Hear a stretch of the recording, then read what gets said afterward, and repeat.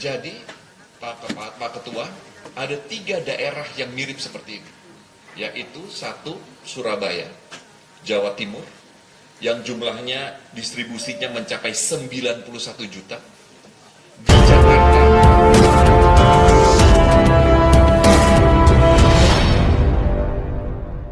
HET untuk harga minyak kemasan sudah dihapus, tetapi untuk curah kita tentukan di 14.000 dan ini akan disubsidi oleh dana BPDB PKS. Saya juga ingin mengklirkan ya kepada teman-teman media,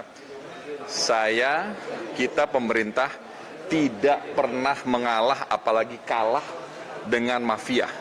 Saya akan pastikan mereka ditangkap dan calon tersangkanya akan diumumkan pada hari Senin, baik itu yang mengalihkan minyak subsidi itu ke minyak industri, baik yang diekspor ke luar negeri, maupun di-repack untuk dijual dengan harga yang tidak sesuai dengan HET. Sekali lagi, saya akan memerangi mafia-mafia tersebut dan memastikan mereka masuk penjara. Gitu ya. Pak, pihak itu perusahaan besar atau seperti apa? Ya, saya nanti akan diumumkan hari Senin. Kita lihat bersama-sama calon tersangkanya sudah ada. Artinya memang mereka mau mengekspor itu, Pak ya? Sudah diekspor katanya. Ya. Oke, Pak, tapi apa sih Pak kemudian menjadi pertimbangan pemerintah kemudian menghapuskan HET? Ada juga pertanyaan dari sejumlah pihak, Pak.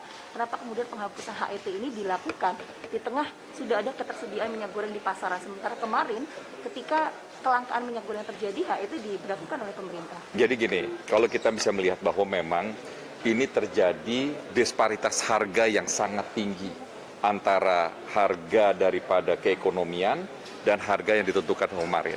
Salah satu yang menyebabkan disparitas tinggi ini adalah terjadinya keadaan global, terutama masalah invasi daripada yang terjadi di semenanjung Crimea yang menyebabkan harga-harga komoditas pangan dan energi naik luar biasa. Oleh sebab itu, hal tersebut menyebabkan banyaknya orang-orang mengundang bertindak curang. Yang dalam hal ini kadang-kadang bisa kita sebutkan bahwa apakah itu dialihkan kepada minyak industri yang memang sebenarnya mereka tidak berhak atau diekspor ke luar negeri yang mendapatkan keuntungan yang luar biasa. Tetapi sekali lagi saya akan perangi dan memastikan mereka yang mengerjakan itu semua akan dituntut di muka hukum. Ya? Kewenangan seperti apa sih Pak yang dibutuhkan oleh Mendak sebenarnya untuk mengatasi krisis minyak goreng ini? Gini, kewenangannya sudah cukup kok. Kita bisa jalankan, tetapi kan kemarin itu kan mendapatkan karena disparitas harganya terlalu tinggi menyebabkan hal-hal curang itu bisa kejadian. Oke, gitu Pak, ya? Disparitas harga yang kemudian dikedepankan, tapi menjadi pertanyaan juga kalau kita melihat kan bahwa Indonesia sendiri merupakan produsen CPO terbesar di dunia. Kenapa kemudian kelangkaan itu bisa terjadi, Pak? Bukan kelangkaan. Jadi ini kalau saya melihatnya ini adalah terjadi ketindakan kecurangan-kecurangan karena disparitas harga itu.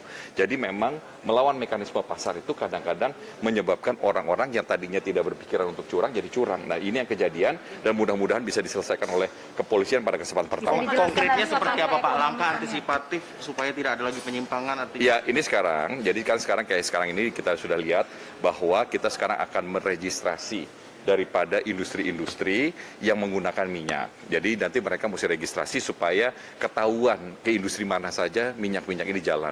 Yang minyak-minyak ini tidak berhak kita akan ketahui pada nanti akan diatur oleh Kementerian Perindustrian. Dan setelah itu distribusinya kita akan jaga bersama-sama memastikan tidak ada lagi penyelewengan. Ya? Jadi kapan harga keekonomisan itu bisa tercapai, Pak? Kenapa? Harga keekonomisan itu bisa tercapai untuk yang tidak ada HET ini? Ya kalau tidak HET udah kejadian di lapangan. Di berapa Pak harganya? Ya kita lihat nanti, kan ini sekarang mereka kan dijual di 23.000, tetapi karena jumlahnya banyak, nanti pasti akan turun juga gitu ya. Oke. Pak, tapi kalau misalnya Nah, itu di Medan itu Bapak dan Ibu mendapatkan 25 juta liter. Rakyat Medan menurut BPS jumlahnya 2,5 juta orang. Jadi satu orang itu menurut hitungan adanya 10 liter. Saya pergi ke kota Medan, saya pergi ke pasar, saya pergi ke supermarket, tidak ada minyak goreng. Jadi, Pak Ketua, ada 3 daerah yang mirip seperti ini, yaitu 1 Surabaya, Jawa Timur, yang jumlahnya distribusinya mencapai 91 juta, di Jakarta, yang totalnya adalah 85 juta dengan 11 juta rakyat, dan di Sumatera Utara yang semestinya berlimpah. Jadi spekulasi kita, deduksi kami adalah ini ada orang-orang yang mengambil kesempatan di dalam kesempitan. Dan ini 3 kota ini apa yang common denominator-nya adalah, 1, industri ada di sana, yang kedua ada pelabuhan.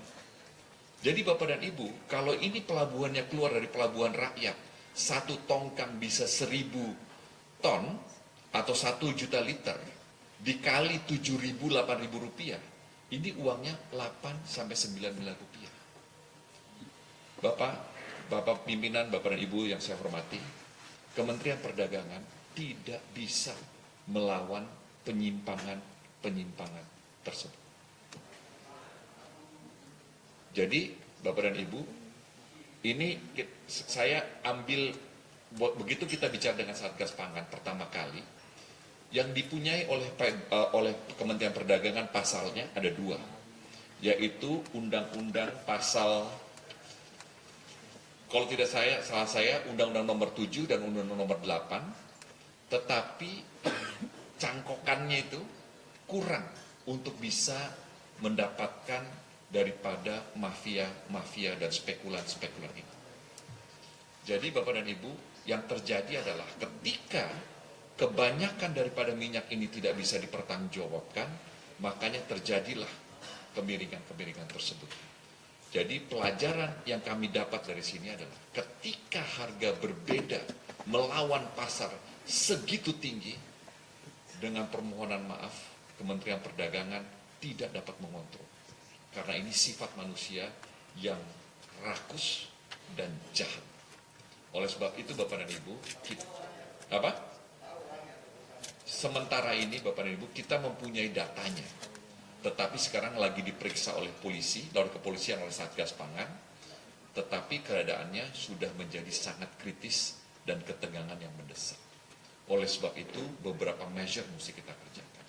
Tetapi ketika perbedaannya, waktu kita desain perbedaannya 2.300, loncat menjadi 9.000, ini memang tidak bisa dikesampingkan sifat dari manusia yang rakus dan jahat.